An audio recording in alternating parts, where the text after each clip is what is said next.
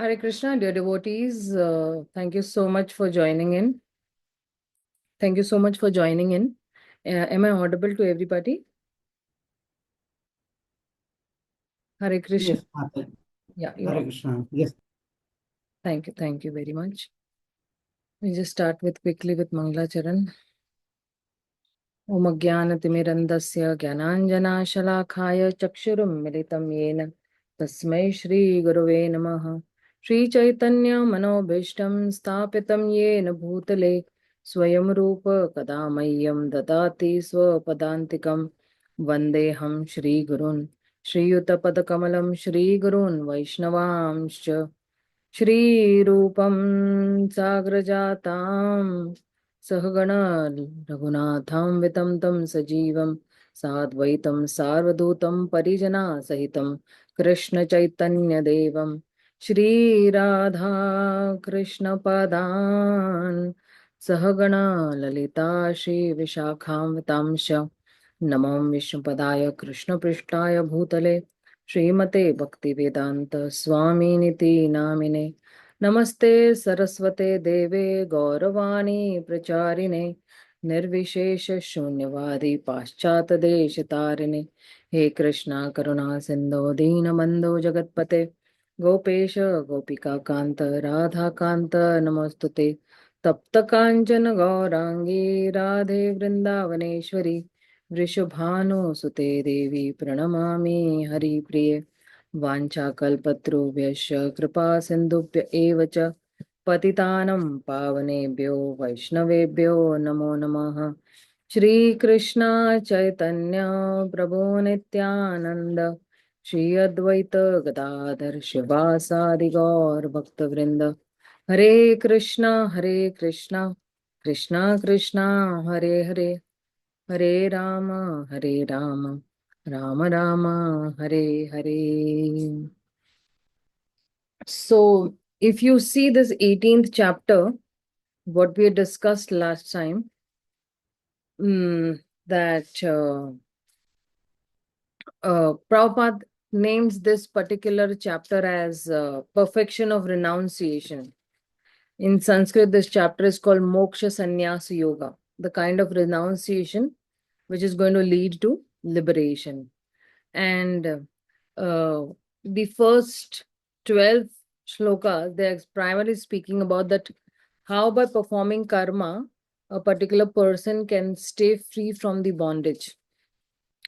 And then once a person gets gyan of this, karma, then there are some 5 factors of action which are involved, which we'll be seeing in a short while.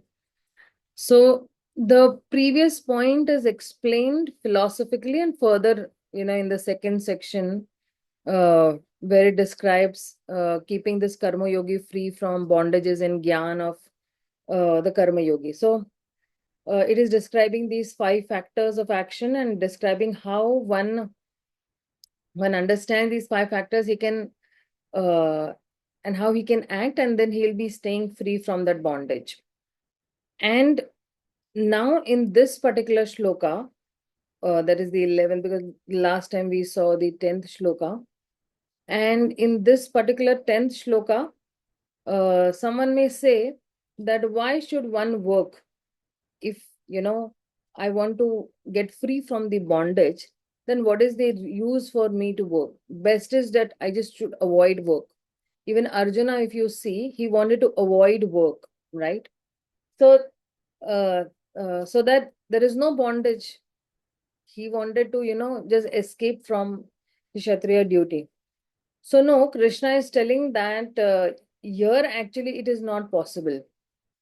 So, he's saying that न हि देह भृता साक्यम त्याक्तुम कर्माणि त्याक्तुम कर्माण्य शेतस यस्तु कर्म फल त्यागी स त्यागीत्यभिधीयते.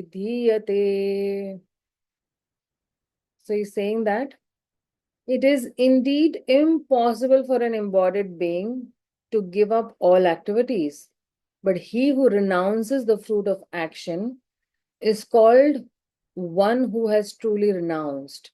So renouncing the fruits of action, this is what he's saying. So he's saying over here, Nahi deha brita sakyam. So it's not possible, Arjuna, for this deha brita. Deha brita means the living entity or the one who is embodied in this body, who's having this body. So, and he's saying that tyaktum karmani acheshta, to give up all work completely. It is very difficult, right?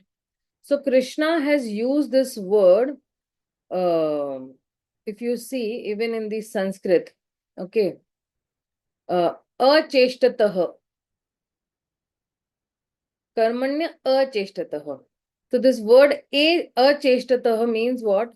That because see, several times he's using, and even in the seventh chapter he's using that, which means, I'm speaking to you in complete, there is nothing left.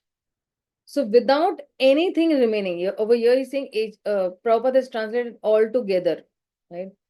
So he's saying that uh, now nothing is left. So without anything remaining to give up, all karma is not possible. And therefore he's telling that ya tu karma phala tyagi.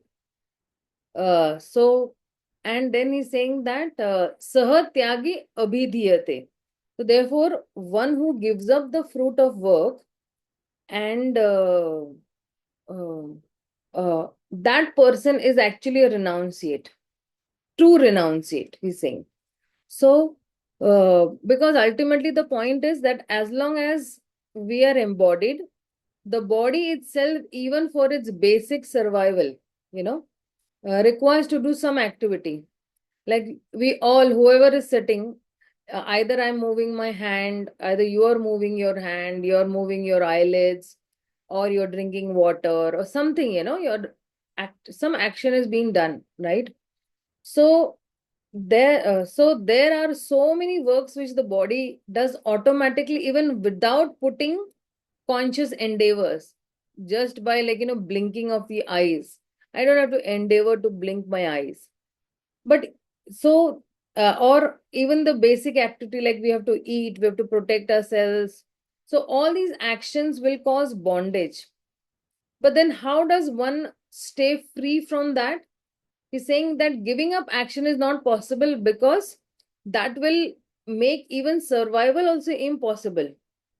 So, and it is the soul's very nature to be active, right? So Krishna said that even in the third chapter, if you'll remember, that even for a kshana, it is not possible to stay away from inaction. Therefore, Krishna is saying that one should act in a way that does not cause bondage. Sa tyagi abhidiyate. This is what he's saying. Okay, let's go to the next.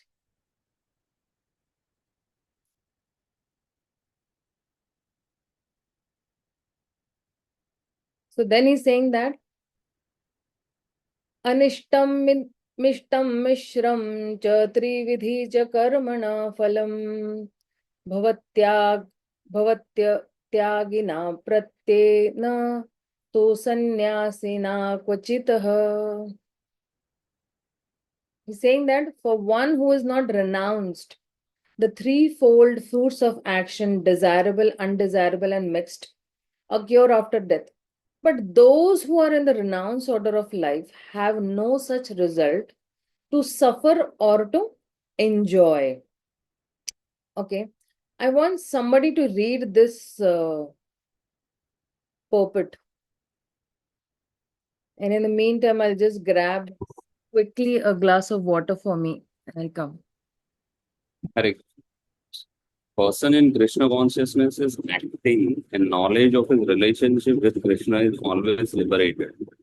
Therefore, he does not have to enjoy or suffer the result of his acts after death.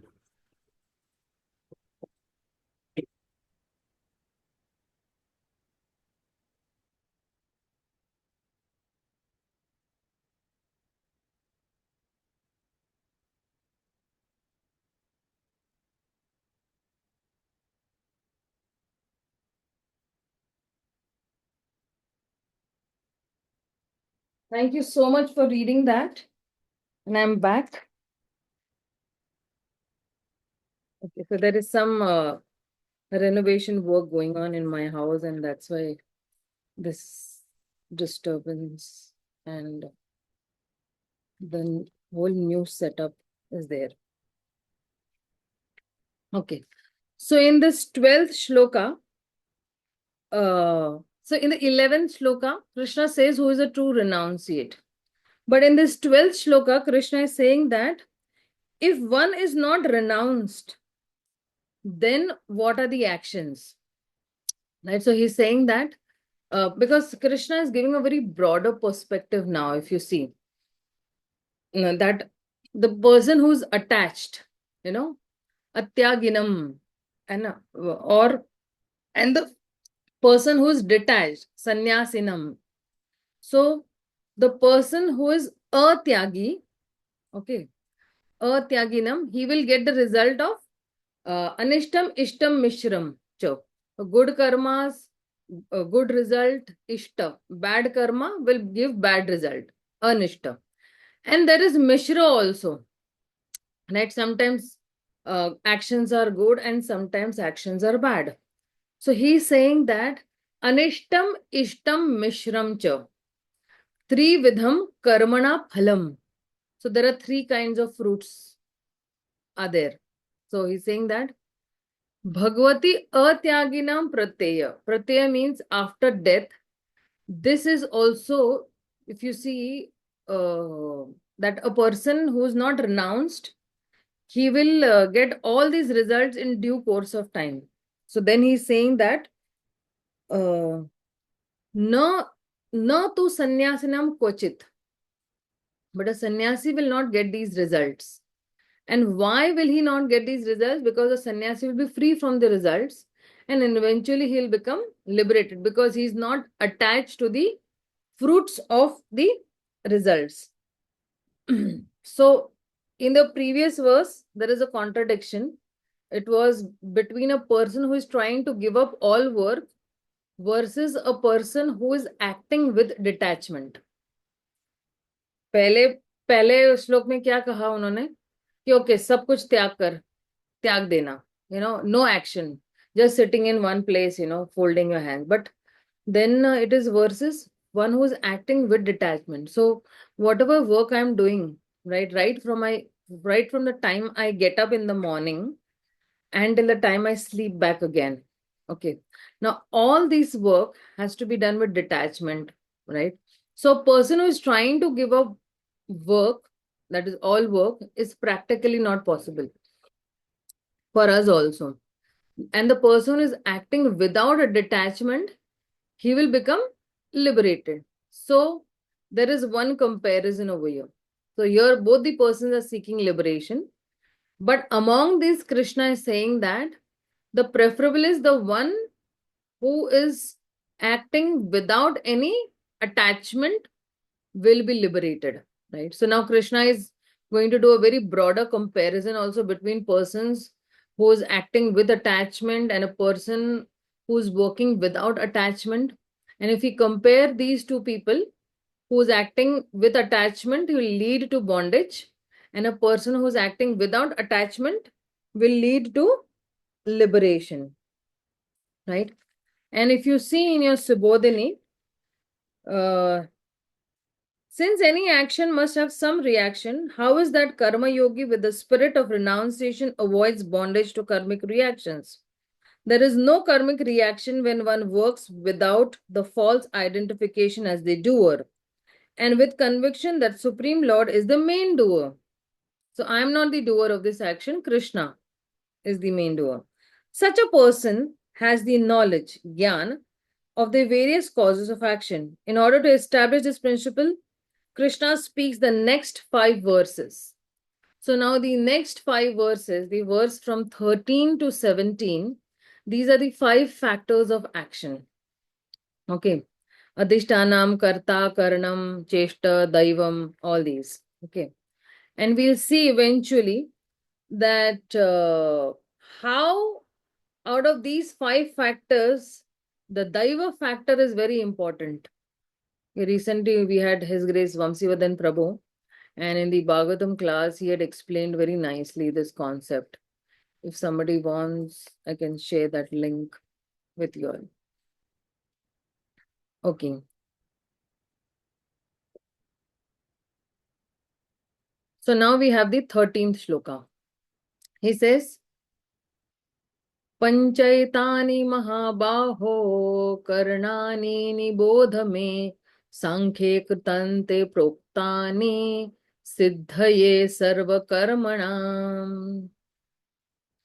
O mighty armed Arjuna, according to the Vedanta, there are 5 causes for the accomplishment of all actions. Now learn of these from me. So now see, this is the second section of the Jnana Karma that we are actually moving into. If you see, the first section was from shloka number 1 to 12. The second section is, from 13 to 17.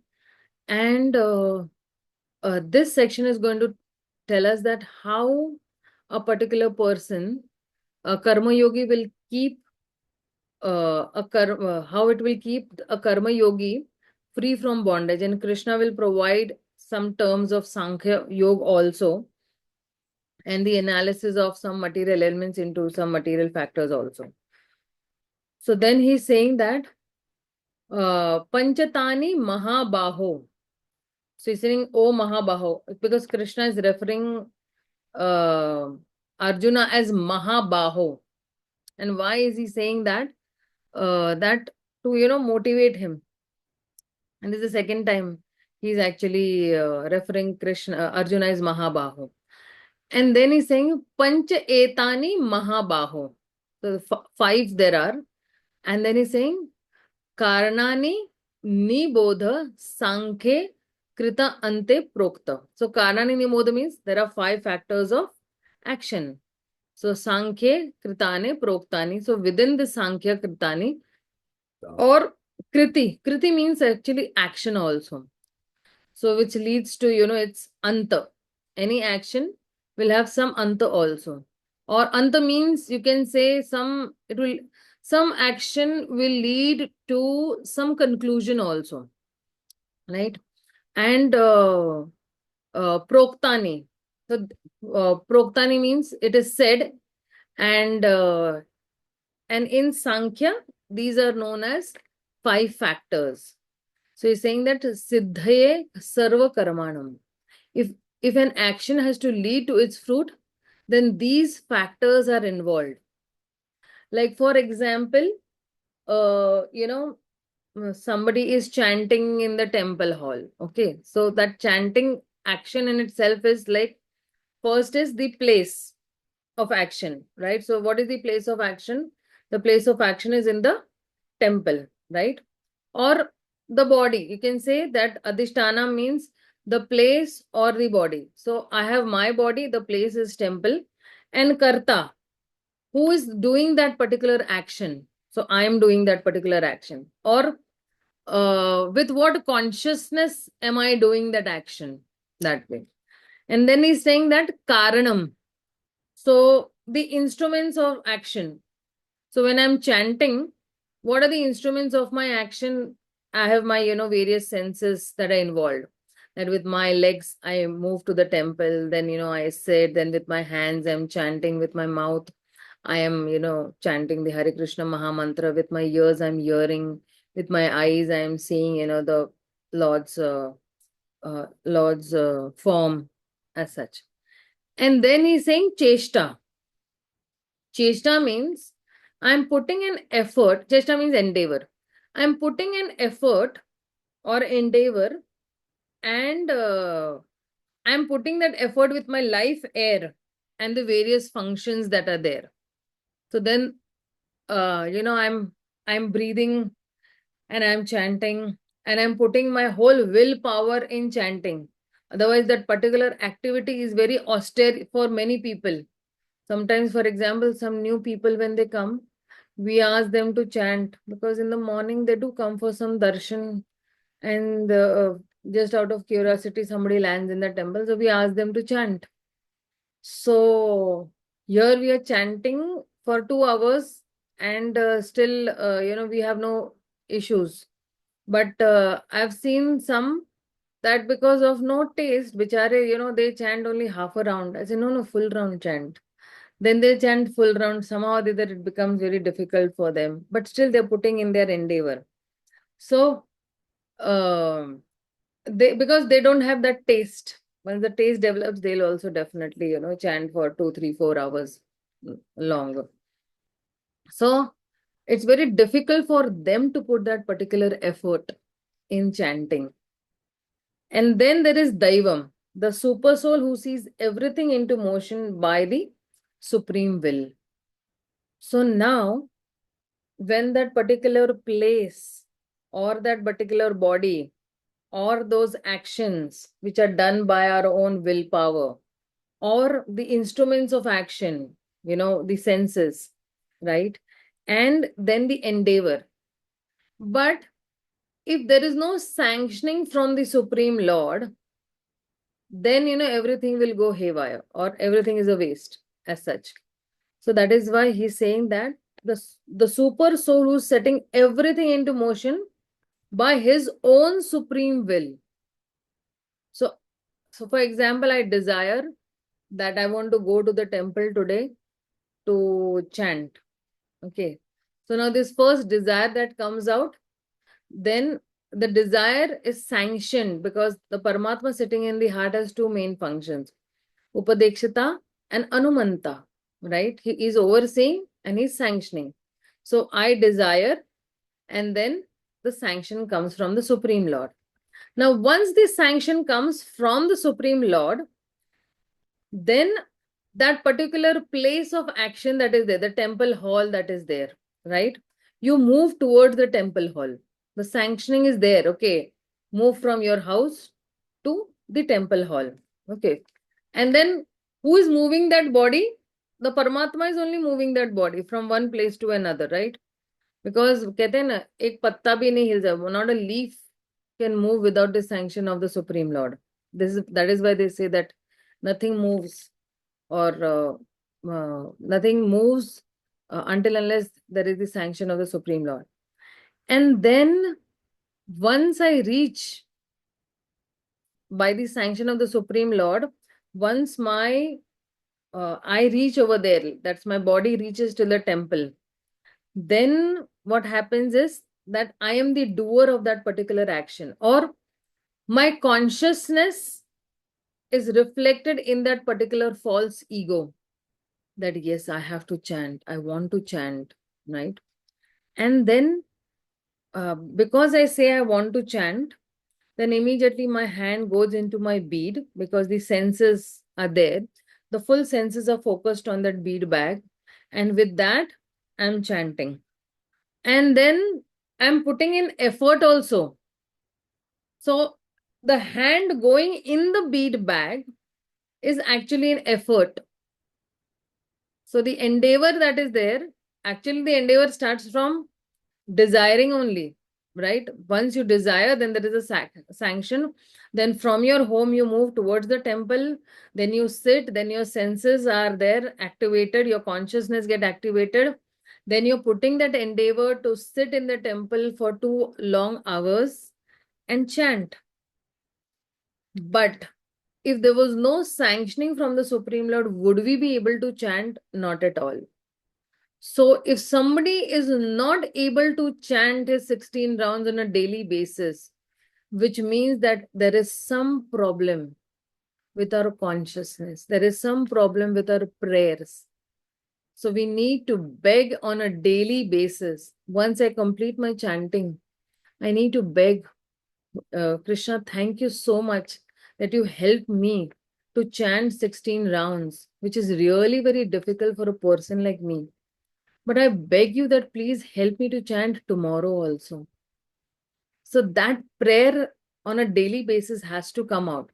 So it's called that, when we are chanting the Gayatri Mantra, and after the Gayatri Mantra on a daily basis, morning 6 o'clock, afternoon 12, and evening 6, we chant the Gayatri Mantra.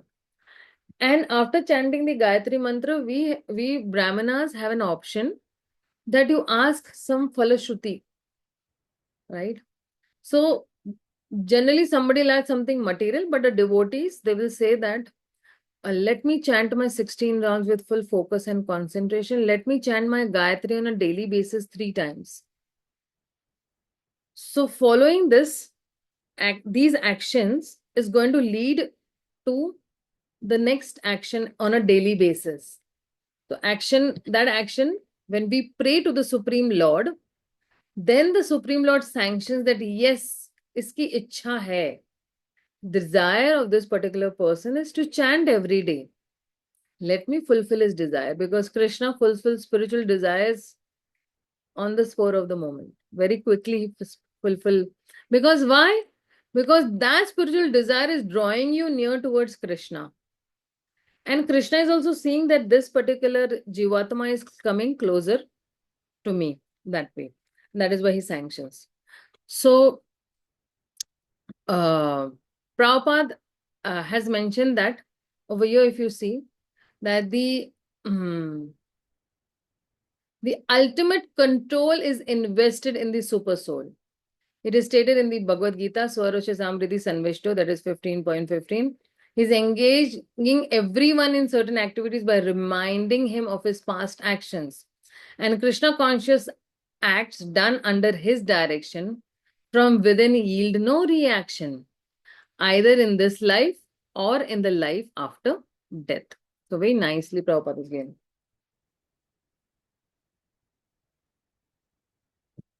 And then again, he's saying that Sankhya means the stock of knowledge, and Vedanta is the final stock of knowledge accepted by all leading acharyas. Even Shankara accepts Vedanta Sutra as such, and therefore such authority should be consulted.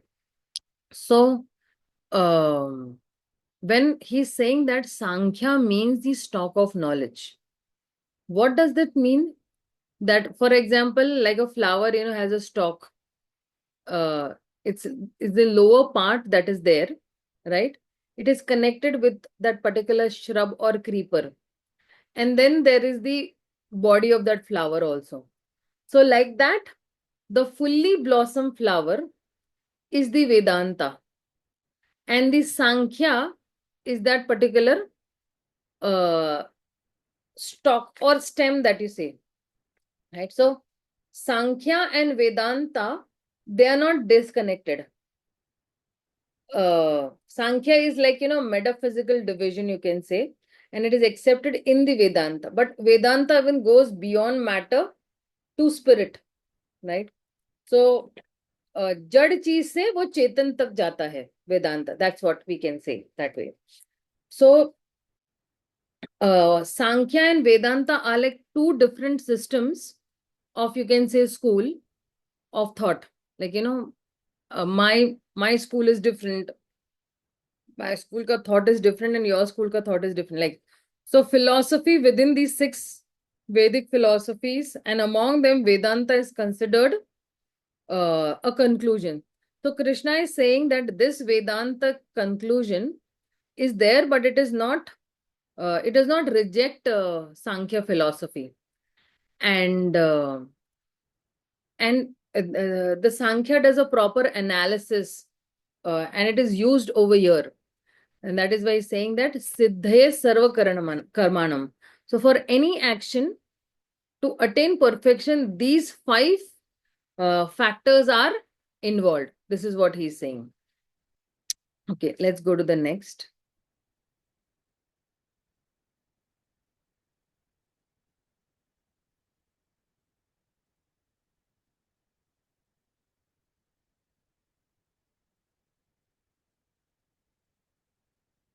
Okay.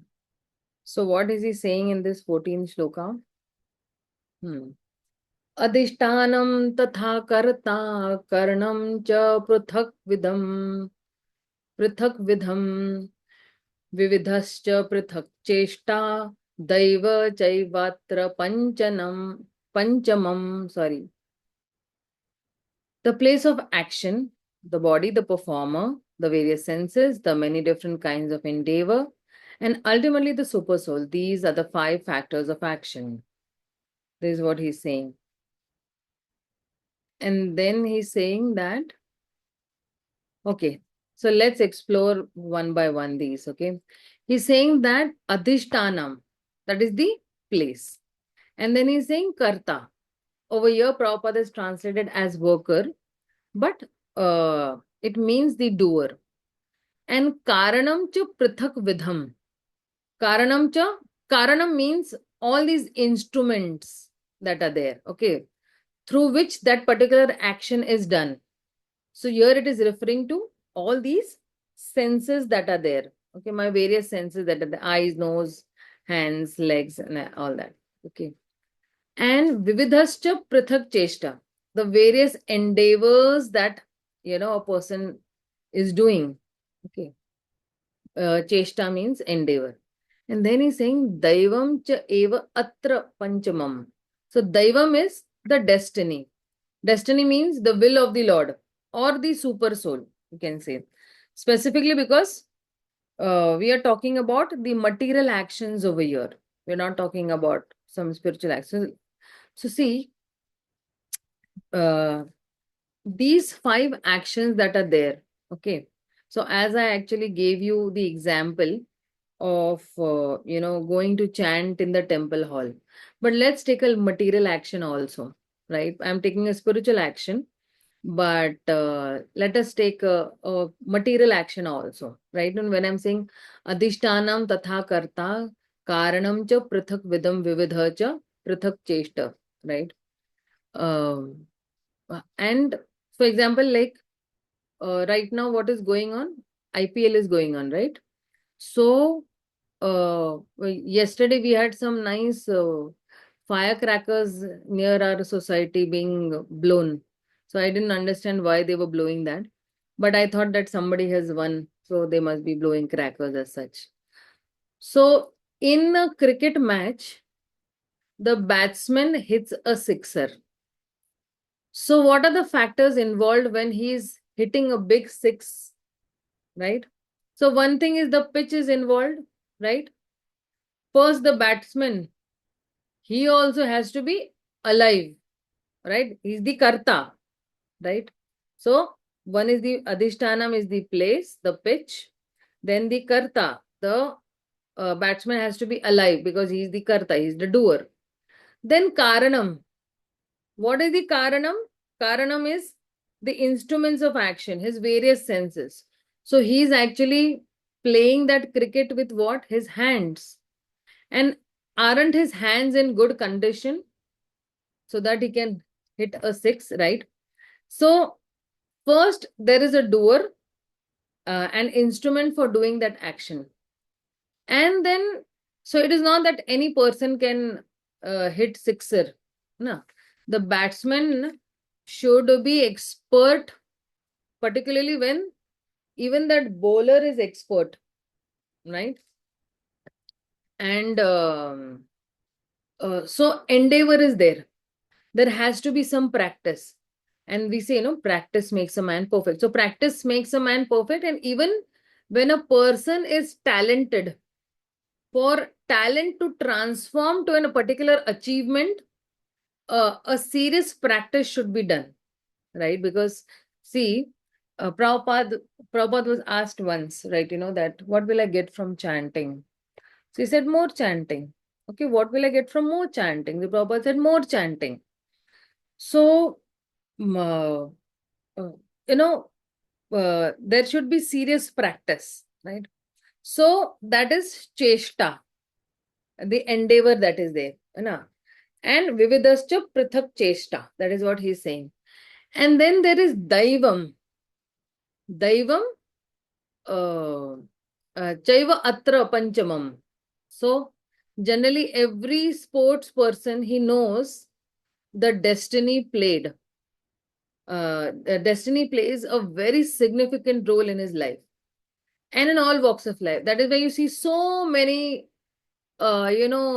cricketers, they have some superstitious things that they'll wear only this t-shirt and that t-shirt, and they will bow down here and they will bow down there, and after they hit a hat trick and all, they will do like this, or some Christians will do like this. They know that destiny played a very significant role in that particular action as such. So they know that for a peak performance, there are also higher providence involved, and their superstitious nature that is there is a way to reach out to that higher performance, right? So uh, who wants to be, out of form? But a person goes out of form, and these factors are not in our control, right? Entirely. So sometimes, despite our, diligence, things will not even work. Like, for example, that pitch is wet. That is why, or that pitch has black mud, or that pitch, it starts raining. You can't do anything. Or sometimes the day is not good for that particular person. So then he's saying that adhishtanam. And if you see, Prabhupada has translated this adhishtanam as the place of work. In word to word meaning, if you are seeing over here on the screen, and in this sentence translation, he is translated as the place of action as the body. So in general, my overall body should be healthy, and the particular organ that is used in this case is the hand should also be healthy. So some commentators, they mention the place of action, and that is that in this particular case is the pitch. And if the pitch is bad, it is very difficult to perform for that. So that is also one of the factors in his performance, right? So these factors should also be considered. And basically Krishna is telling over here that these different points of action, and one should consider these factors and act accordingly. So he says that who the person who is jnani or a wise person, he knows these factors, and he does not uh, you know uh, he does not arrogate himself. He assumes or he does not give credit to himself. He knows that uh, the credit should be given to the Supreme Lord. There is a superpower. Many people know that there is a superpower who's acted, and I have not done this. It was difficult for me to win a particular car race or something, but last few nanoseconds, I have won by few nanoseconds. And somewhere deep down in the heart, these all sports people, they know. Or even in that matter, doctors also. They are performing some very crucial operation, surgery. They also know that actually this person was supposed to die, but somehow or the other, he has been saved by the will of the providence. And it is a magic. Now, if you see, in case of His Holiness Jayapataka Swami Maharaj, okay.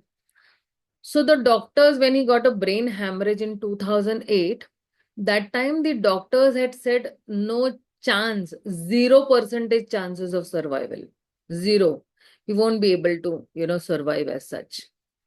But because of the prayers and because of Maharaj's own strong desire to build TOEP temple and leave after that only, after the because that is Prabhupada's dream project. Prabhupada wanted that a temple be built where the whole world should come and see that temple and become Krishna conscious. Now, just to fulfill that particular desire, Maharaj's willpower became so strong that where it was a 0% chance to survive, and because Krishna always fulfills the spiritual desire of his devotees, Maharaj is still surviving and giving initiations and inspiring lakhs and millions of people all around the world.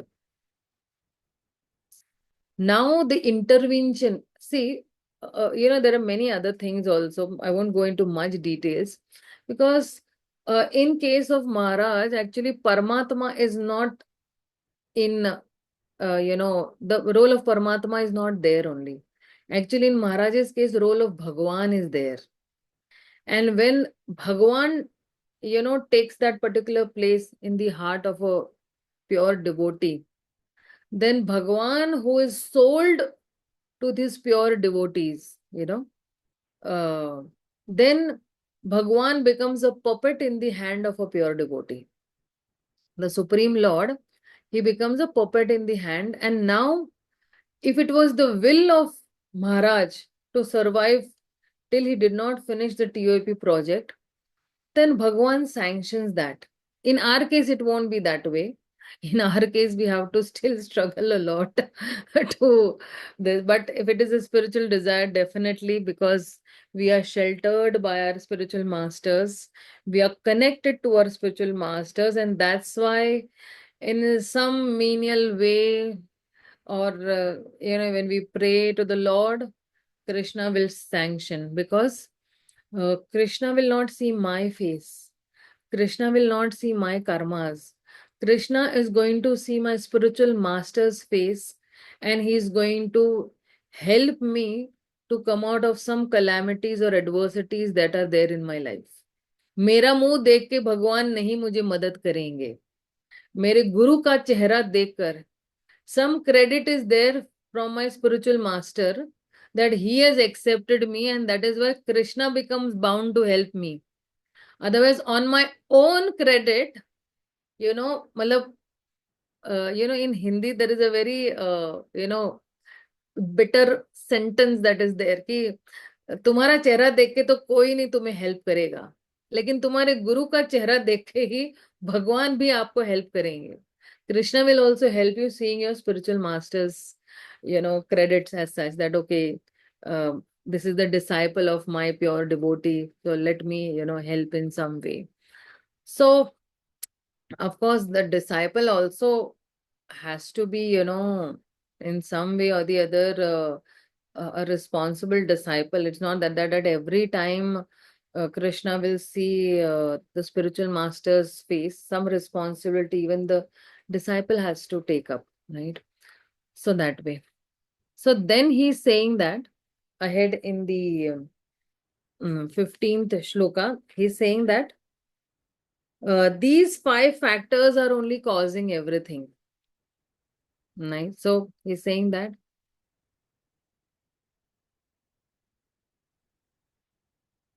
Charira Vang Mano Bhiryat Karma Prarabhate Nara Nyayam Va Viparitam Va Panchaite Tasya Hetava.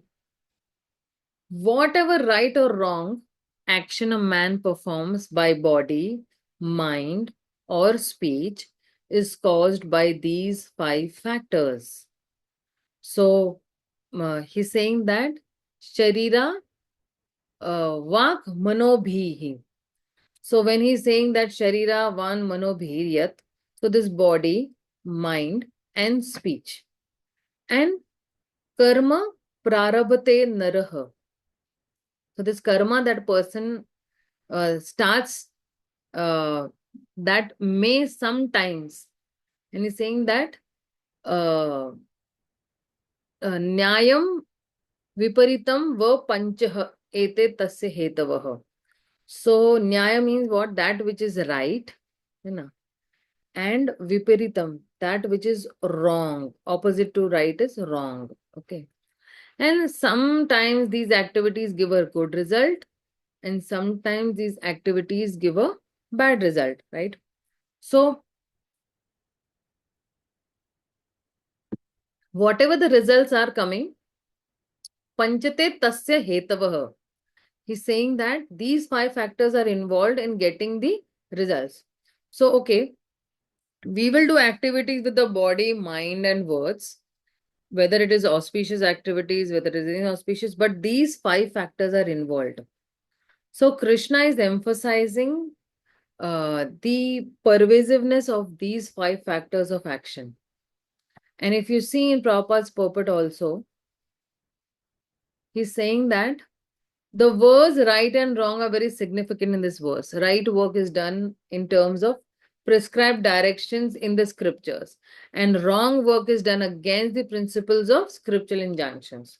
But whatever is done requires these 5 factors for its complete performance. This is what Prabhupada is saying. And then, if you see in your Subodhini, what it is saying that the jivas acting as a doer takes place only with the Lord's permission and depends upon the body and senses given by the Lord. But one who sees only the jiva as the doer of action is foolish. If I am seeing that only I am the doer, and I only, hit a 6, then that person is a foolish. If a batsman thinks that, hey, maine sixer mara, but if he does not see that, oh, so many actions are involved, the pitch is involved, my hand is involved, Krishna's sanction is involved, the weather is involved, everything is involved in this, right? So many factors are involved. Then he's a foolish person. And if he thinks that, by his own endeavor, he has hit a 6. So now he's saying that because in the 16th shloka, if you see, that many have this doership mentality. Many think that I have achieved this by my own efforts. Of course, your efforts were there. But if Krishna wanted to make you a pauper, in minutes he can make you a pauper. And if Krishna wants to make you a millionaire, in seconds he can make you a millionaire. One, deal and you become a millionaire. So he's saying that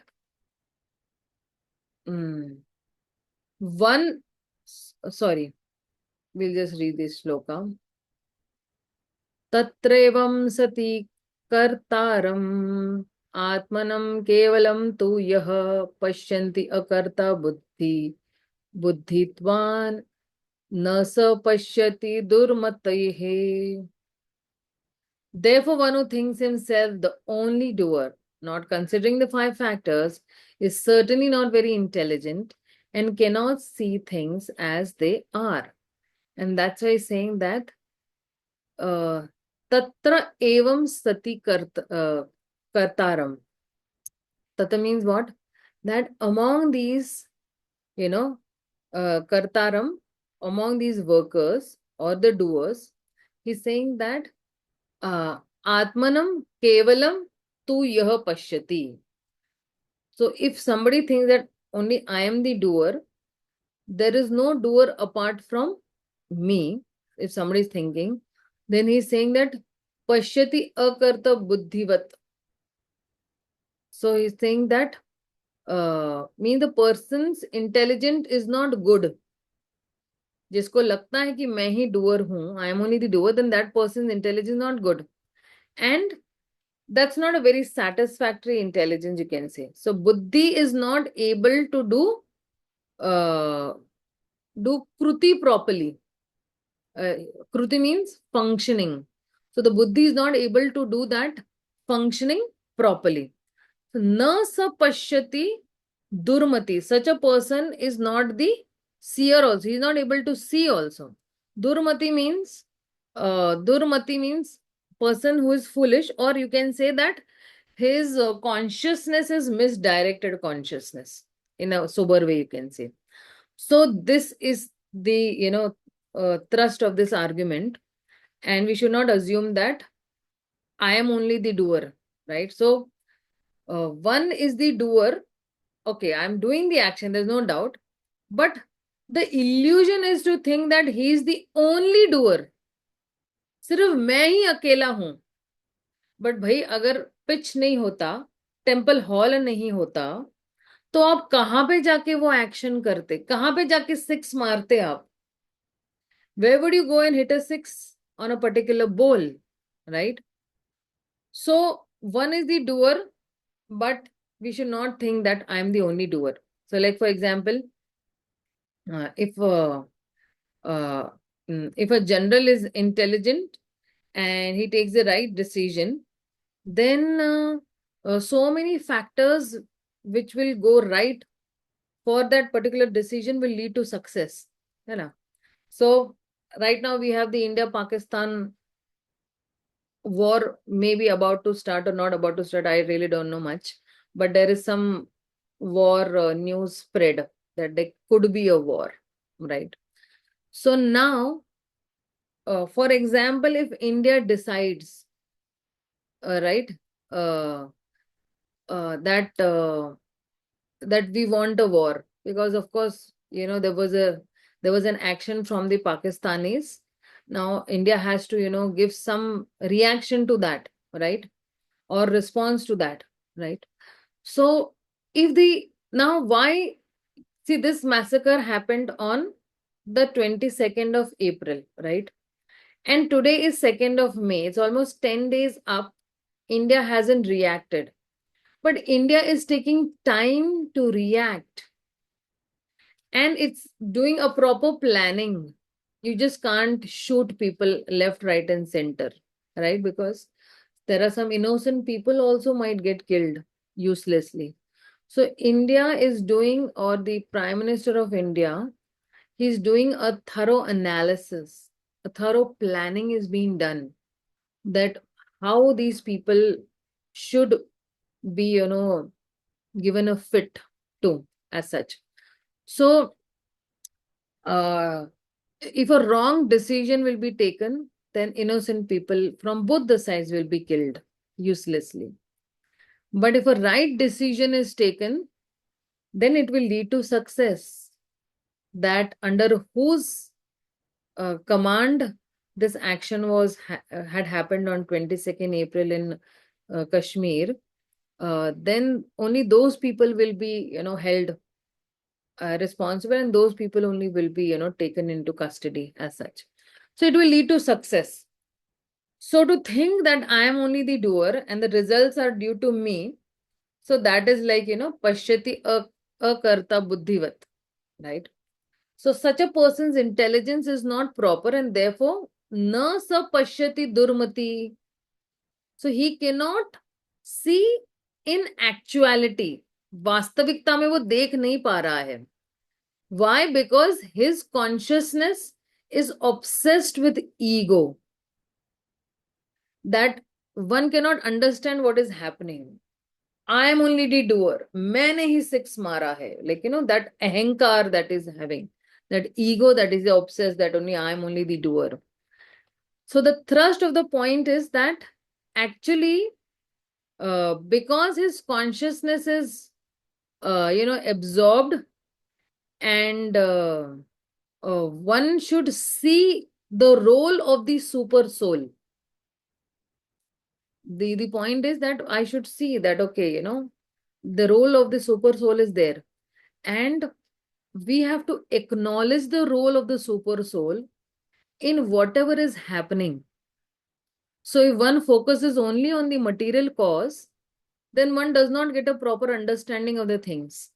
And if one will see only oneself at the ego level, then also one does not understand things. So that is why the final cause is the supreme, and uh, and the supreme lord has to be acknowledged. हाँ भगवान, आपकी वजह से ये सब हुआ, वरना मेरे में कोई योग्यता नहीं है. You see, Prabhupada also gives the whole credit to the Supreme Lord every time. That it is happening because of the Supreme Lord, it is happening because of Krishna, it is happening because, and this is only that is we have to acknowledge. Because while doing a particular action, we won't be able to acknowledge because we're so engrossed in doing that particular action. But at least when we get the success, right, we should acknowledge this. Yes, all this is happening because of the Supreme Lord's will. The whole cosmic manifestation is running by the will of the Supreme Lord. The sun, the moon, the water, the birds, the trees, human beings, the rivers, the oceans, everything are flowing in a proper channel, or in their own proper roles, they are flowing very nicely, right? And everything is going perfectly according to the will. For example, all these planets that are there, no? Mercury, Saturn, and all these, they're floating in the sky. All of a sudden, if the will of the Supreme Lord does not act, everything will fall on us. And you know that, these planets are 10 times or 20 times bigger than the Earth planet. They're more bigger than the Earth planet. And boom, if they fall on the Earth, everything, the whole Earth is smashed to ashes. So, how they are floating in the air, that is, by the will of the Supreme Lord. If the Supreme Lord desire doom, one thing will fall down on the earth and the whole earth is smashed. So all these things. So कहने का मतलब यही है कि whatever action we do, even the action of brushing our teeth or combing our hair or cooking or walking or talking, if Krishna wants, right now he can give me a big paralytic attack and I won't be able to speak a word. Now, so many words I've spoken from the past 1 hour, right? Now, in 1 nanosecond, immediately, मेरे जीभ को लकवा मार जाएगा and I won't be able to speak. So even this, Vak Siddhi that is being given, this Vak Siddhi has been given by Guru and Krishna. And that is why many times you see, like at least I always think that, when I came into Krishna consciousness, for even saying 2, 3 sentences, I had to think a lot. I had to think before speaking also. I used to think, should I speak or not? I was not very confident person. I was a very introvert person previously, coming to Krishna consciousness. But as soon as I got initiated, and the 2 instructions that my spiritual master gave me, that you preach and do book distribution, these are only 2. And mostly Guru Maharaj gives these only instructions to many of his disciples. Very rarely he'll give some other instruction, seeing his psychophysical nature as such. So to the doctors, he will say, preach to the doctors, and to the scientists, he'll say, preach to the scientists, that way. He'll say. But preaching and book distribution is involved in those actions also. And as soon as he gave initiation, it was not like that the same day, actually, I became very confident preacher as such, but eventually, you know, uh, uh, it got evolved as such. And this practice started even before my taking of my initiation as such. My Shiksha Guru, he involved us. He used to call us to the temple. He says, okay, you all have no work, sitting at home, what all are doing? Because we are young, in our 18s and 17s, we were, and on a holiday, he will call on Sundays. The whole day we were there only in the temple. Right from Mangala Arati till Shayan Darshan, we were in the temple only. And in between that time, 1 o'clock to 4 o'clock, when the temple is closed, then we'll make some Galant seva for the Lord for the next day. So he said that anyways, you all are there in the temple, you all should learn how to preach. And we said, we don't know what to say. He says that you all know, na, that Krishna is the Supreme Lord. I said, yeah, we know that. Krishna has 6 opulences, yes. Then how I'm not the soul, I'm the body. You start with that only. And that's how we started little, not much. But then as soon as we got initiated, no, I think this was after initiation, not before initiation. Yeah, before initiation. No, this was after initiation. Yes. I was just wondering. This is exactly after initiation that Maharaj has said that you should preach and you should do book distribution. So first we used to give a book, and then we used to speak that, who is Krishna and how he is the Supreme Lord and all. So when Maharaj gave that instruction, he gave the power also. But that time we were thinking, because we didn't have so much knowledge as such, we were thinking, oh, we are learning to preach, we are learning and we are able to do it as such. But a couple of years later, then we understood that, oh, if Maharaj would not have given us initiation, we wouldn't be able to do this. Because even to speak 2, 3 sentences to somebody, an unknown person, we had to think 10 times before. But after Maharaj gave initiation, we became from an introvert to an extrovert and we were able to preach. So now to acknowledge that, yes, everything is happening according to the desire of my spiritual master, according to the will of the Supreme Lord. Now that acknowledgement has to be given on a daily basis. That even if I wake up at 4 o'clock, thank you, Krishna, you woke me up at 4 o'clock. Acknowledge this action. I dedicate that action of waking up also to you, Krishna. Now, every moment can be moment of gratitude for Krishna, that thank you so much. The very thing that we are chanting 16 rounds, that is also you can acknowledge that Krishna, thank you, because of you, uh, you know, uh, I was able to chant. Yeah, there is a question in the chat box. We can't conceive the plans of Krishna sometimes, like sanctioning those evil people to kill in Kashmir. See, of course, these people who have been killed, from the worldly point of view, they might seem to be innocent, those who have been killed. And of course, whatever action the Pakistanis have done is something really very heinous act. In the Mahabharata also, you have 6 aggressors should be killed immediately, right?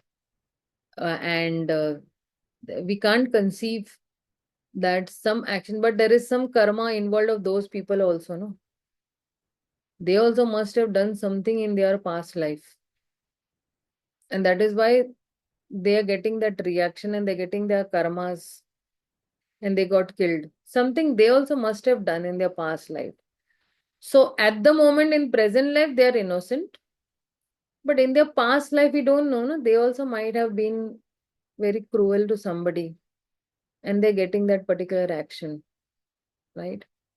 So yes, every action has an equal and opposite reaction. So in this lifetime, they got, maybe in their past life, they must have done. They must have killed people brutally. They must have killed innocent people brutally. So some action they are getting as such. Okay. So this doership mentality, Krishna is saying that we have to give up.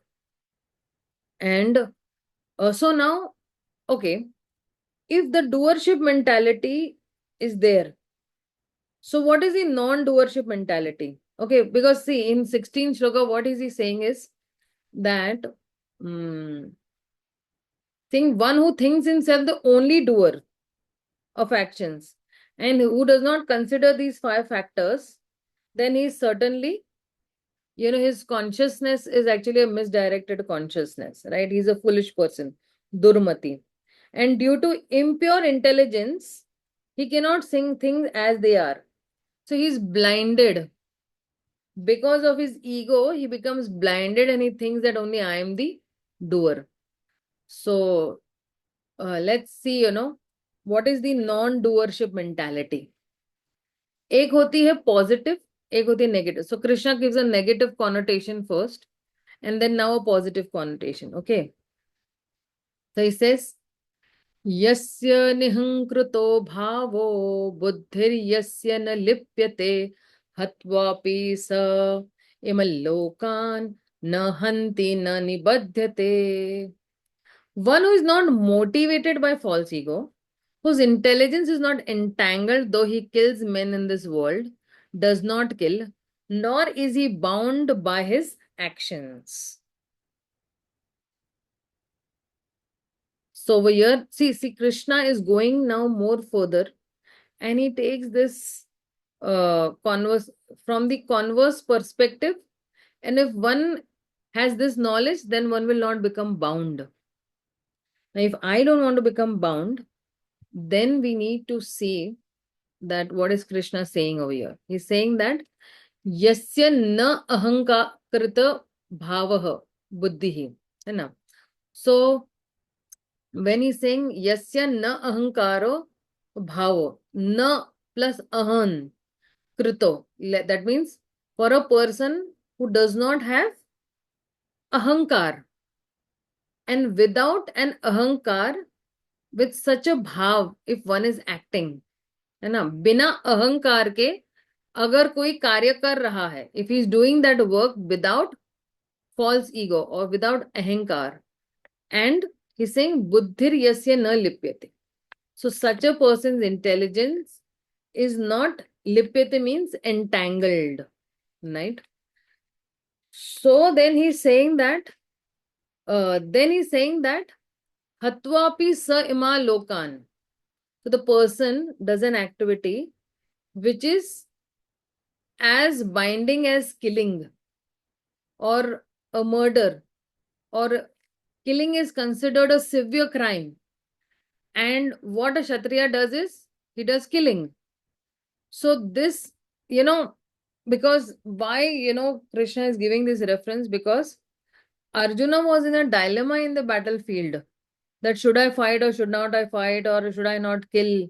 So Krishna says that if one does not have ahankar, if one does not think that he is the doer, then even if he acts hitvapi sa ima lokan, then even if he kills, na hanti na nibadhyate. He's saying that one will not become bound, one will not become, or one will not be actually killing also.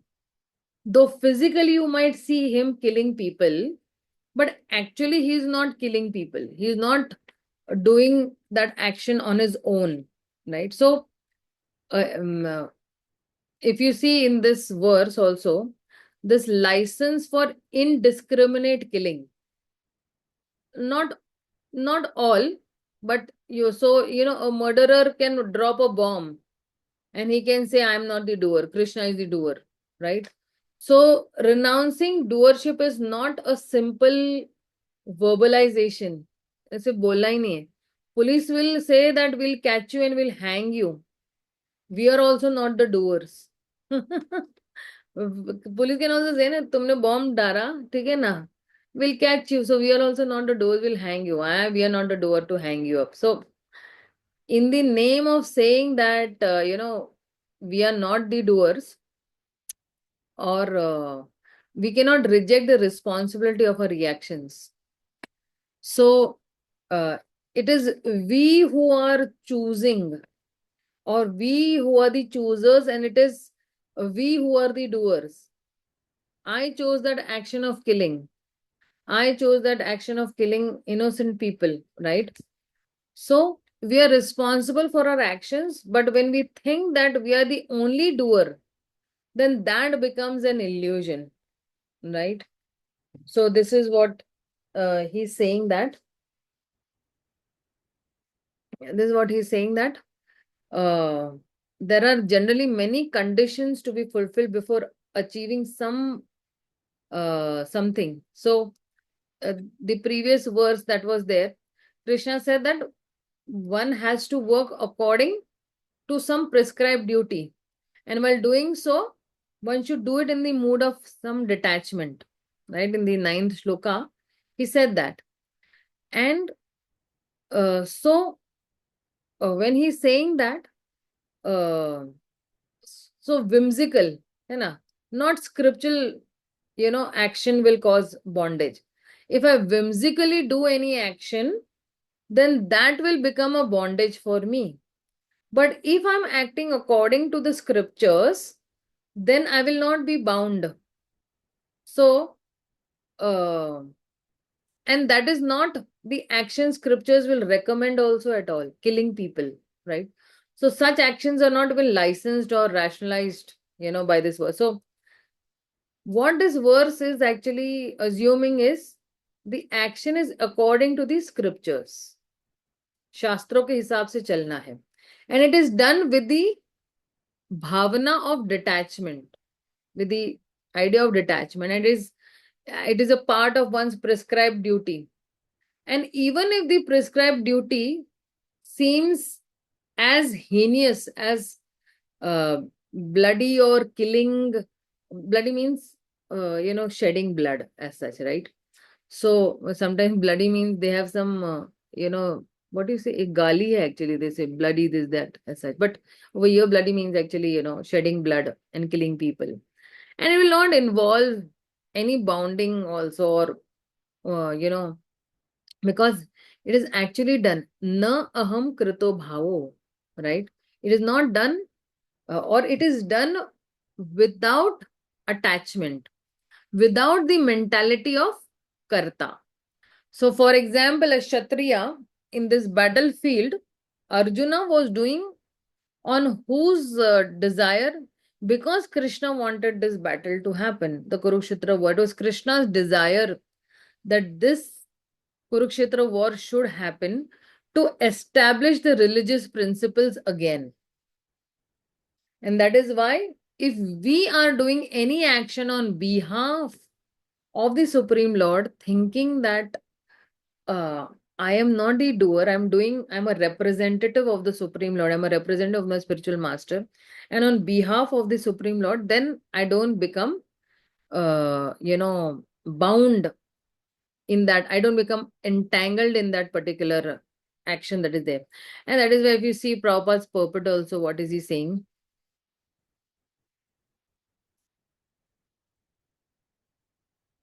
A very, very beautiful example he's giving over here. Where is that soldier example?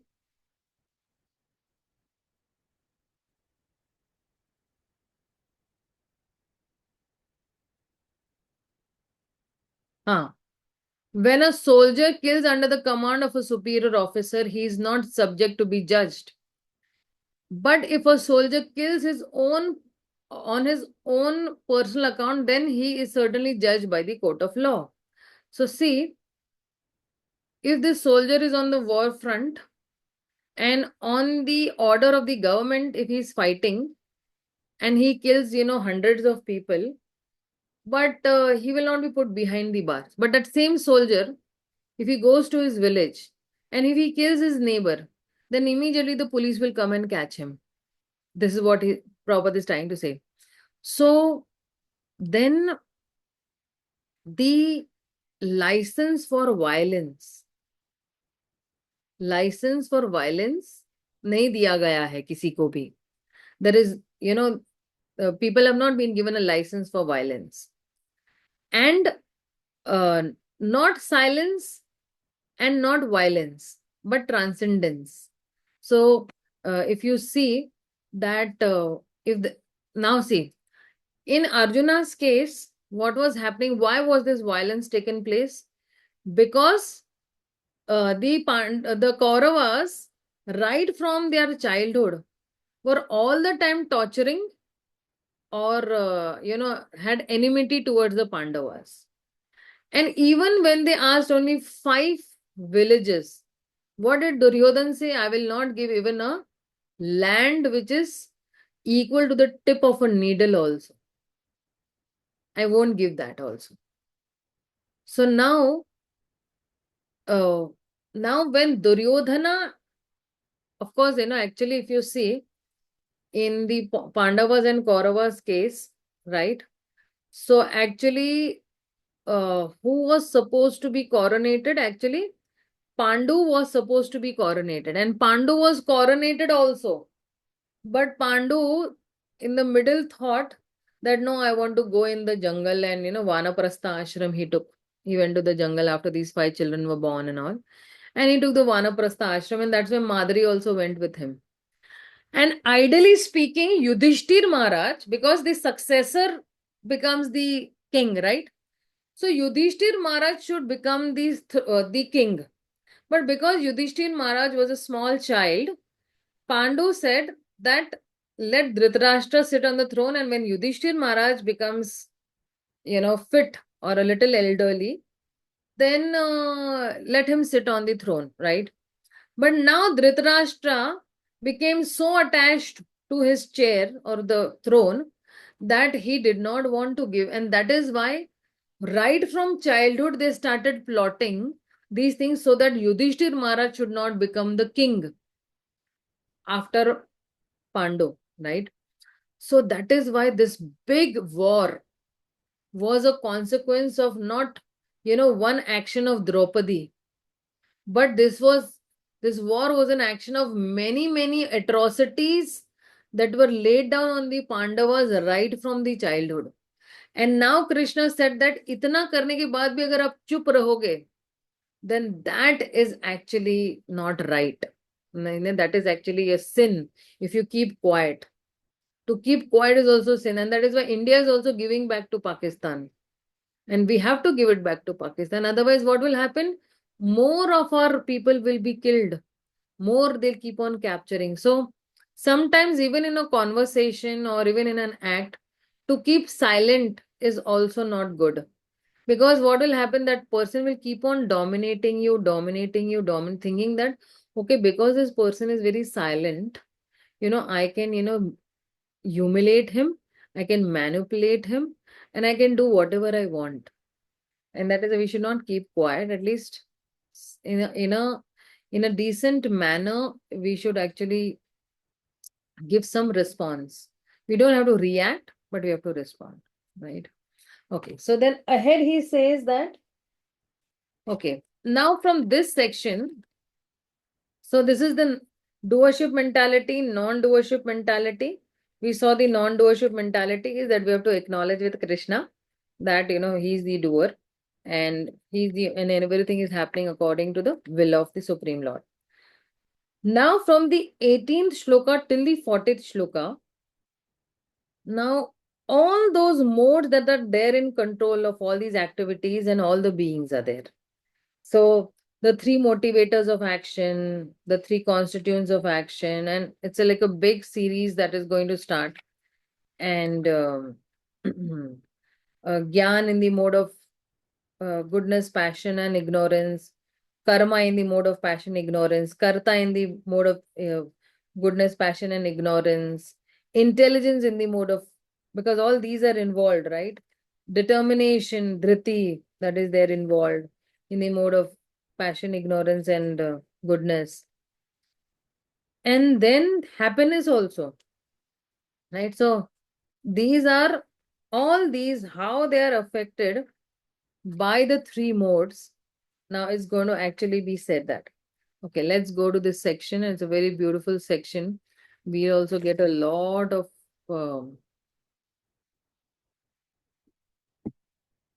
insight that what should be our actions and how should be they in the mode of pure goodness.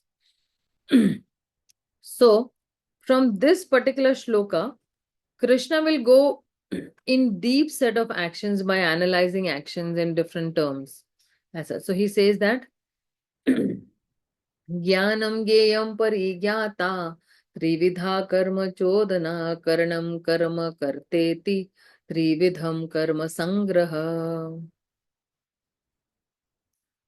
Knowledge, the object of knowledge, the knower, are the three factors that motivate action. The senses, the work, and the doer are the three constituents of action. So this verse is very important verse to understand the flow of the Gita. Because in these next 20 verses or so, he is going to say that Jnanam Geyam Parigyata Trividha Karma Chodanaha. Then he's saying that means the Chodana means the impetus, or you can say over here, or the inspiration, you can say, from where that inspiration is coming. So then what are that is involved in that particular action? So that is Jnanam, Geyam, and Parigyata. Then the knowledge, the object of knowledge, and the knower of that particular object. And then he is saying that Karanam Karmayeti. Karanam Karma Karteti. So then Karanam means the instrument by which that action is done, right? The senses, right? And karma is the action and the karta is the doer. And like, for example, a person is seeing some very nice scene of flowers and birds and all that, So that time there is jnanam and geyam and parityagnya. So parigyata. So parigyata is the person who is the knower, who wants to be the knower. And jnana is the process of that particular knowledge. And gneya is the object of the knowledge. So you can say that, for example, if I am studying engineering, and studying engineering means jnanam. But the object is not knowledge, but The object is what?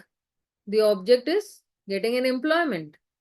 And then the employment is the gnayam, right? So then, karanam karma karteti. So karanam is the instrument by which I am doing that action by my senses as such. And karma is that particular action, and karta is that particular doer, that is, I am the doer. So if a person wants to be, a very good, eloquent speaker, then the person has to be there. The voice has to be there. Or the person has to speak, and the person has to speak several times, like I'm speaking, right? And then that, continuously speaking over a period of time, then a person becomes a good speaker.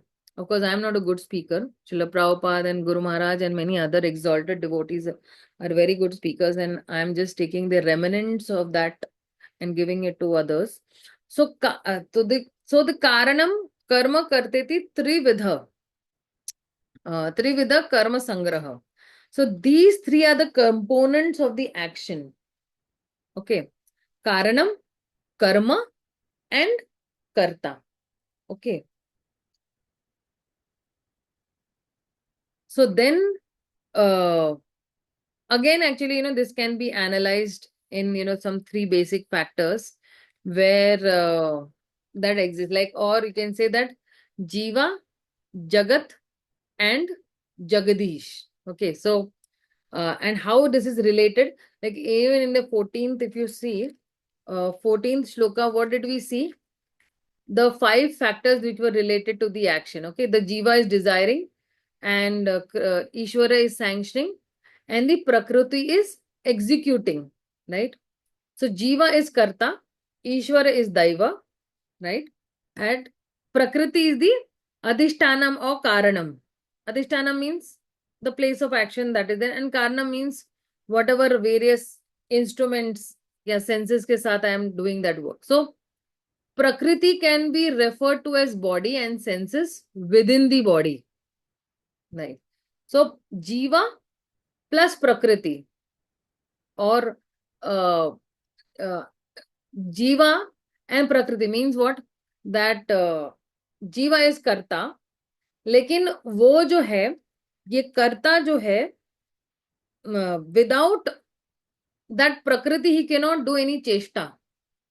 Or you can say that without the senses or the body, senses and body are compared to Prakriti. So this particular Jiva, which is the Atma, he cannot do anything without the Prakriti, right? So then Jiva plus Prakriti, when these two combine, then there will be Cheshta or endeavor, right? Cheshta is the endeavor, which is a combination of Jeev plus Prakriti. You can say that way. And that is why when this Jiva, he is endeavoring through the body. Because without the body, the Jiva cannot endeavor. Hai na? Because, for example, I am singing, but singing के लिए मेरे पास throat भी तो होना चाहिए, मेरे पास जिभा भी होनी चाहिए, right? So, or even this batsman that is there, right? So this batsman is batting and the bowler is bowling, and the batsman is thinking that on this ball I will hit a sixer, and that is the desire of this particular jiva. But the batsman missed the bowling line. So it is not that every time the batsman's desire will be fulfilled. कि हर ball पे थोड़ी ना वो छक्के चौके मार सकता है, right? So, but the batsman, when he is missing the bowling line, so his desire is not fulfilled. So Ishwar has to sanction, and when Ishwar sanctions, then the Prakriti will execute, and this is the progression of the Jiva. That Ishwar and Prakriti, Jeev, Ishwar and Prakriti, when they all three come together, then only he can hit a six. Otherwise not possible. उसमें से एक भी अगर जो है नहीं है, right? चलो जीवा ने डिजायर किया, लेकिन फिर प्रकृति ने जो है कोऑपरेट ही नहीं किया, उसका हैंड को एकदम अचानक से सम नर्व गॉट ट्विस्टेड और hand got twisted, he won't be able to hit. And then even if there is a sanctioning from the Lord, right? But his hand एकदम काम ही नहीं कर रहा, उसका will जो है, उसका खुद का डिजायर ही नहीं हुआ है कि अभी मुझे नहीं मारना है चौका छक्का, तो उसका हाथ हिलेगा ही नहीं थे. So that is why when he's saying that, uh, when he's saying about these 6 elements, okay, that are there, so out of which you can say that these 3 elements that are there, jnana, gneya, parigyata, karanam, karma, that and karta. So these are the 6 elements. 6 elements are given over here in the 18th shloka. So if you see, jnanam is knowledge, gneyanam is object of knowledge, parigyata is the knower.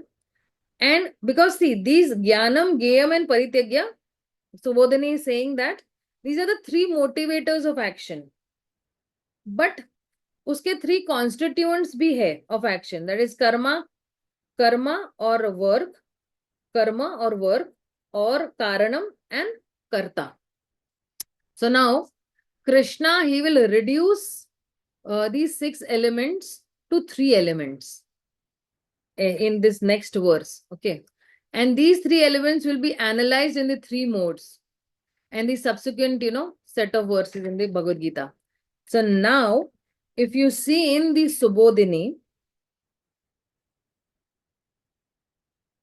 an action is motivated by the knower who has knowledge of the knowledgeable. In other words, an activity is motivated by a person perceiving a desirable object or a goal. With such inspiration or impetus, the doer carries out the work with the senses. Even the motivators of action and the constituents of action are under the dictates of the material modes of nature. Krishna will now describe the effects of the 3 modes of material nature as he did in the 14th chapter and the 17th chapter. And in the next section, he begins with how the 3 modes will affect 3 of the 6 factors he mentioned. Right? He mentioned 6 factors, and these 6 elements of factors are Jnanam, Geyam, Parigyata, Karma, Karanam, and Karta. So this is what he's saying. Let's see the next shloka. What's the time? Okay, 9:35.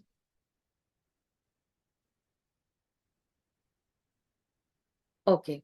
Krishna says over here that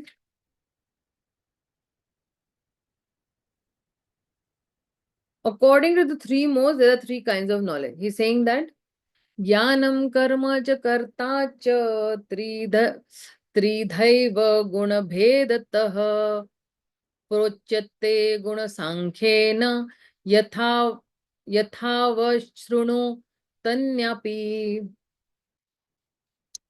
So he's saying that according to the 3 different modes of material nature, there are 3 kinds of knowledge: action and performer of action. Now hear them from me. So Krishna is saying that, see, he's saying that Shunu Tani Api, please, hear. And he's saying, please hear this analysis in terms of 3 modes. Guna Sankhya, 3 modes mein, in terms of the 3 different modes of material nature. And what are these analyses? Tridhaiva Guna Bhedatah. So these 3 things can be analyzed in the terms of 3 modes. And what are these 3 things? Jnanam, Karma cha, Karta cha. So these 3 things. So we'll see that Krishna will talk about Jnana in the 3 modes, Karma in the 3 modes, Karta in the 3 modes, and previously also he has talked about these 6 elements, which he has reduced into 3. And if you see that these elements, okay, which are left out by Krishna because they can be joined and combined with many other elements also. So the 6 elements are Jnanam, Geyam, Parigyata, Karanam, Karma, and Karta. And Parigyata means only actually, Parigyata means only, who is the the knower is actually who is the doer. Right? So Karanam and Gayam, these are the matter, right? And see, this Parityagya and Karta are the same. They're the doer. And the person who is the doer and the person who is the knower is the same. A person can, for example, person can learn singing and sings are the same. You know? One who is learning to sing, he will also eventually sing also. So, and this Gyan, if you see, Gyan is related to our Gyanendriyas and Karma is related to Karmendriyas, more with actions. So, Gyanam, Karma cha, Karta cha, these three are kept separate. And Parigyata is combined with Karta. So, Gyanam and Karma are dead matter. Practically speaking. So, object of knowledge and the instrument of knowledge. These Krishna does not include. They are just dead matter. So, we cannot transform dead matters, certain elements that are made up of certain things, and the modes, they are just the way they are. We cannot do anything with them. So, Krishna is talking with these analysis from transformational perspective, how a transformation takes place. And that is why he is focusing on that which can be transformed. तो क्या हम transform कर सकते हैं? सो ज्ञानम कर्म च कर्ता च will be more analyzed, and it will be more with analysis of three modes. And all these, karma, karta, how are they related with action? So when Gyan is the first step in action only, because when I have knowledge, I will do something. Knowledge, like for example, like I have knowledge that mango is very delicious. Then I go to my mother. Then I'll tell her that I want mango. Then my mother, she goes and she gets the mango, right? So jnana, karta, karma, and all these three make that action unfolded. So then Krishna will have, this, he will actually give a lot of this, that how buddhi, dhriti, sukha, they all are into modes, buddhi is understanding, and all these, detailed explanation he'll be giving. And let's go to the next shloka. Kafi detail mein he'll be giving. Now, from the 20th shloka, he's going to give, about jnana. He's going to speak about jnana. Okay. And then later on, he'll speak about karma. And then later on, he'll speak about this karta. Okay. So first, he's going to speak about jnanam. Let's go to the jnanam section. Okay. He's saying that from the 20th shloka, no? सर्वभूतेषु यैनैकं भावमव्यम् अव्यय भावम अव्ययम इक्षते अविभक्तं विभक्तेषु तज्ज्ञानं विधि सात्विकम्. That knowledge by which one undivided spiritual nature is seen in all living entities. Though they are divided into innumerable forms, you should understand to be in the mode of goodness. So he's saying that sarva bhuteshu. Sometimes this word bhuteshu, kisi ko lagega, but bhuta means living entities. And sarva bhuteshu Yennikam, right? Among all the living entities, Ekam, no, one, only one. And then he's saying that Bhavam Avyayam Ikshate. So one sees the imperishable truth. कोई एक ही देख सकता है this imperishable truth. And he's saying that Avibhaktam Vibhakteshu. What does one see? Avibhaktam.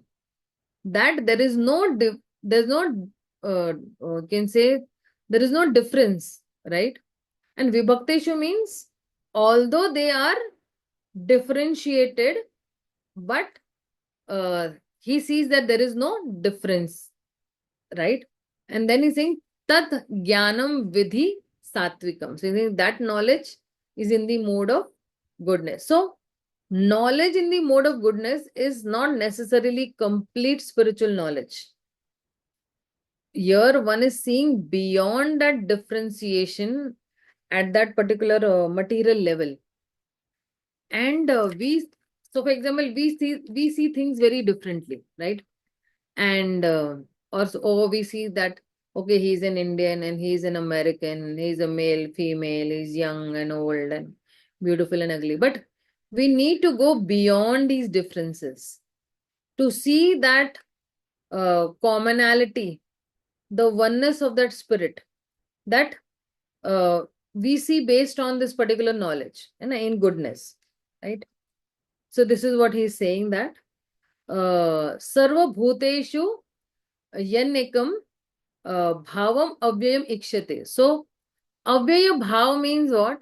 One is seeing, one sees, and avibhaktam is saying over here, avibhaktam, vibhakteshu. So there is vibhakteshu, there is a lot of differentiation, but even between this, there is avibhaktam, there is unity. So whatever diversity one is seeing, but there has to be some unity, and that unity is only in the mode of goodness, right? Okay, like for example, when we see in our temples, okay, we see that Americans and Australians and the French and the Dutch and the Japanese, and everybody is chanting. So what we are seeing, one commonality that we are seeing, that every person is the soul. He is a part and parcel of the Supreme Lord, and every person has the right to do bhakti.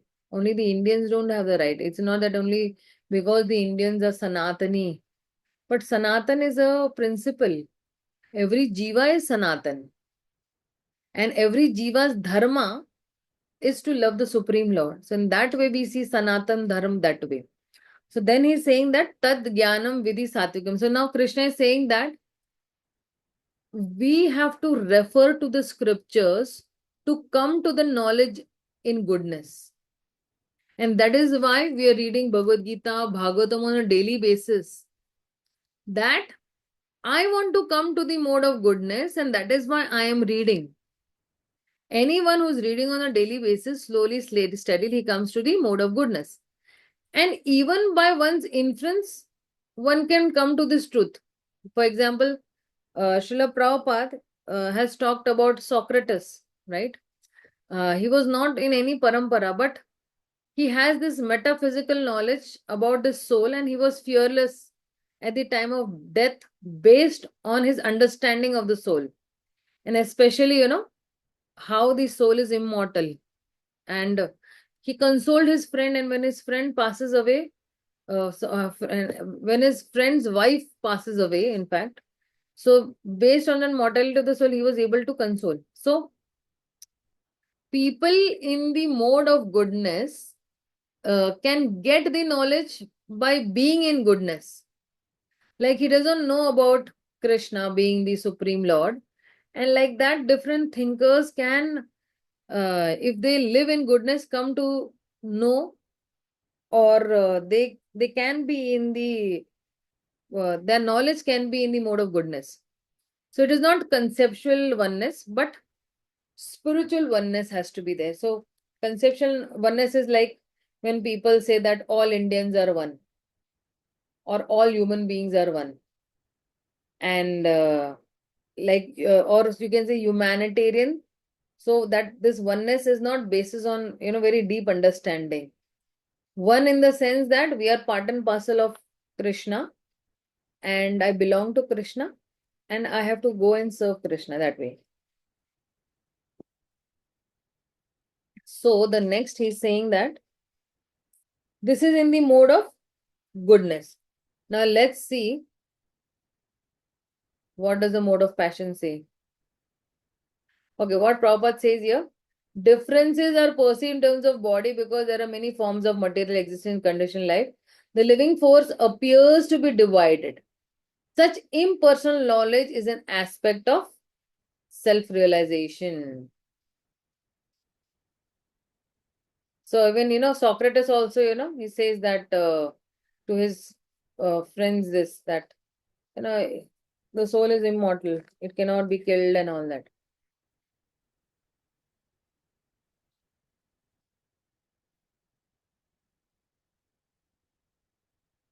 So ahead he says,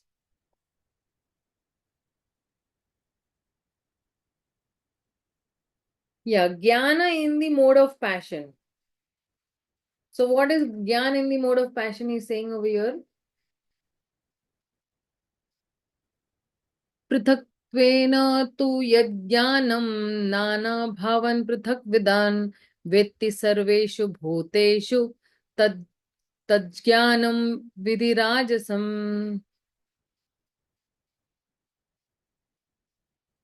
That knowledge by which one sees that in every different body there is a different type of living entity. You should understand to be in the mode of passion. So see, actually while I was reading the last line, right now immediately there was for some few 1 second something, there was uh, darkness in front of my eyes. That's why I was like, what, two things I was understanding what. So he's saying that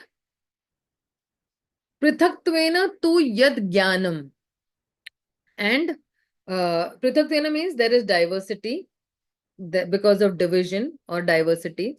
Nana bhavam, and nana bhavam prithak vidhan. They are all different bhavas and they are all of different natures also. And vetti sarveshu bhuteshu. So one who's seeing all living entities in this particular way, है ना, tad taj jnanam vidhi rajasam. That knowledge is in the mode of passion. So he's saying that what is knowledge in the mode of passion is where one is describing as one's essential nature, that which is one's outer form. वो बाह्य रूप से देख रहा है. He's not seeing from internal, right? Or he sees that, okay, this is a tree and this is an animal and this is a human being. So he's seeing those external forms. And he's seeing that these external forms are different. Therefore, the inner nature also will be different. And one is mistaking that outer and inner to be one. Like even, these Christian thinkers also, they also, like there is a Christian thinker called Aristotle. And they say that there are different kinds of soul. And only there is the vegetable soul, the animal soul, the human soul. Soul की भी variety होती है. This is what they're saying, So there is something which gives life, but actually all living beings have the same kind of soul. But the difference is the covering of that particular soul according to karma that he has done. So there is soul in the plant body and it is covered, and there is soul even in the animal body and who is covered, right? So see, even these coverings are sort of different gradations. So in the plant soul, the covering is more deeper, or the layers are more. In the animal soul, the coverings are a little lesser. And in the human body also there is a covering, okay, but it's a little lesser. So the difference is not in essence, in substance, but the difference is the covering. So when the difference in covering is ended, one can move forward to the understanding the commonality of all the living entities. Abhi tak we are seeing people only externally. And if you see Chaitanya Mahaprabhu, when he came 500 years back, he knew exactly that there is consciousness even in an animal There is consciousness even in the plants and the trees, and that is why he was able to make all the animals also chant in the Jharkhand jungle. And mm, Chaitanya Mahaprabhu taught us the commonality of all the living entities. Jivara Swarupa Nityara Krishna Das. All the jivas, be it a plant and be it an animal, be it a human being, we all are connected to Krishna. We all are part and parcel of the Supreme Lord. And that's how we are meant to serve Him. So, Chaitanya Mahaprabhu taught us. Okay, let's go to the next shloka.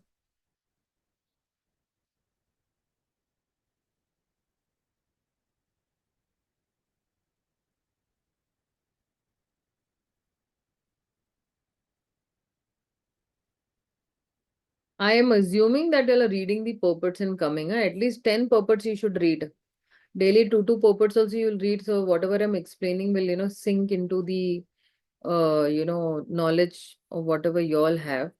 And the knowledge will, or the understanding will be more better.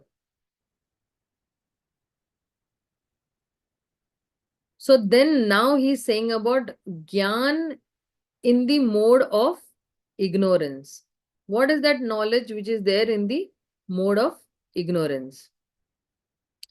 In this ignorance पे बहुत कुछ we can say, but let's see.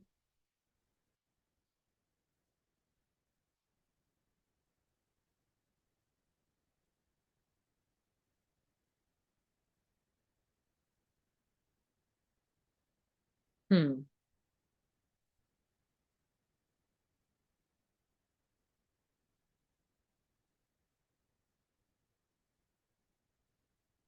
Okay. यत्तु कृष्णना वद एकशमिन कार्ये सक्तम हेतुकम अथ तर्वार्था वद अल्पम व तत्तामसम उपारितम. And that knowledge by which one is attached to one kind of work as the all in all without knowledge of the truth, and which is a very meager, is said to be in the mode of darkness, right? So this is actually a very a narrow-minded thinking, that to be attached to one work. Okay, so over here in the Subodhini, he's saying that knowledge about the spirit soul beyond his body is in Sattva Guna. Knowledge producing many theories by dint of mundane logic and speculation is in the mode of passion. And knowledge concerned only with keeping the body comfortable is said to be Tamoguna. One kind of work. I just want to focus on my body and the enjoyment with the body, right? So, Prabhupada says the knowledge of the common man is always in the mode of darkness or ignorance, because every living entity is in the conditional life is born into the mode of ignorance. And one who does not develop knowledge through the authorities or scripture injunctions has knowledge that is limited to the body. He is not concerned about acting in terms of direction of the scriptures. For him, God is money and knowledge means satisfaction of bodily demands. So that is why knowledge he gets from very different sources. Like, Haltu ka he'll get knowledge from Netflix, and he will get knowledge from television and some other books and everything as such. So some knowledge, okay, let's go with this particular flow of the shloka. He's saying that yat tu Krishna vat ekasmin karye chaktam. So by that work, or by that no, what do you say, by that work, or when one is attached to one kind of work, ahetukim, without cause, right? This kind of work, and he thinks that uh, adatattva arthavat, without knowledge of any reality, alpam, very meager, uh, tasman udaritam. So he's saying that one who does not know the reality or the truth. Okay.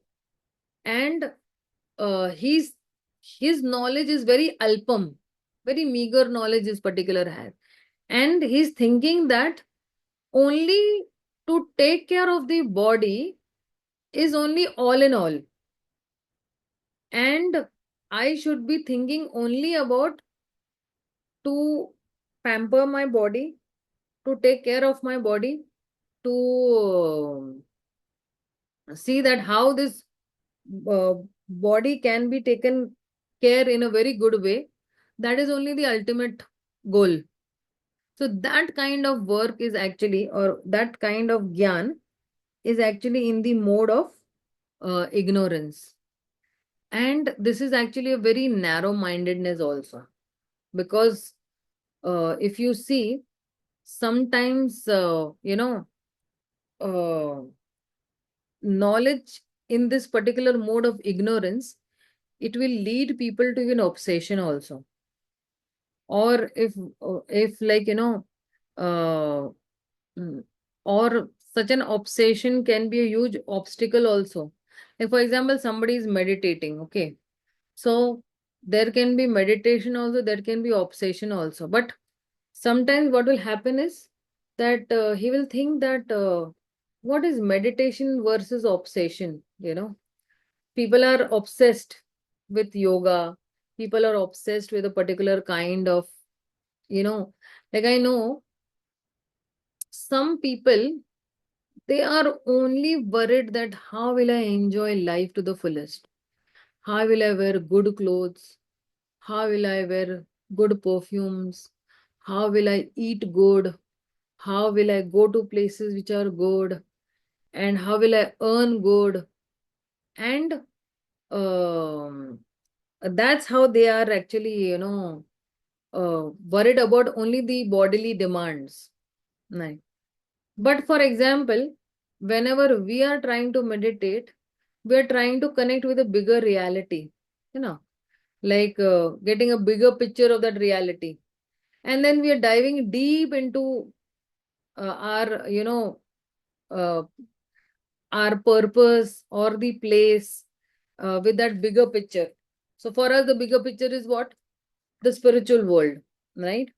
And we are trying to deepen our relationship with Krishna because we have to go over there and we have to serve Krishna over there. So the goal of life is to please Krishna. Sometimes people think the goal of life is to reach the spiritual world. But the goal of life is to please Krishna. And that is why all our actions will go in that direction only to please Krishna. But if sometimes we are very much obsessed, right, with a particular thing, like sometimes people are very obsessed with their house and wife and children and their property and all. So then we will be just glued, you know, and we will not be able to get any motivation, or we will not be able to meditate also on the real reality of our existence. So some people may consider that, I just want to, focus on my family life and my children and my career and everything. But then what this particular shloka is saying, that when he's attached to only one kind of work, and he does not have the knowledge of the absolute truth. Knowledge of absolute truth means all kind of work should be done for the pleasure of Krishna. And that is why this particular person is in the mode of ignorance. He does not know the higher reality. And that is why he's only attached to one kind of work. This is what is being said over here. Okay, I'll stop at this particular shloka. That is the 22nd shloka. We completed some 12 good shlokas as such. Anybody has any questions, doubt, queries? Because the next section will start with the karma, work in the three modes. Karma in the mode of goodness, passion, and ignorance. As such. So anybody has any doubts, queries, you can ask me.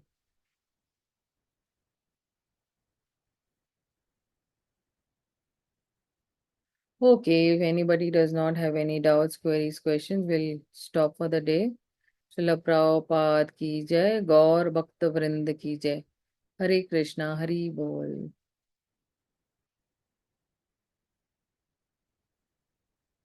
Sushil Prabhu, how are you feeling?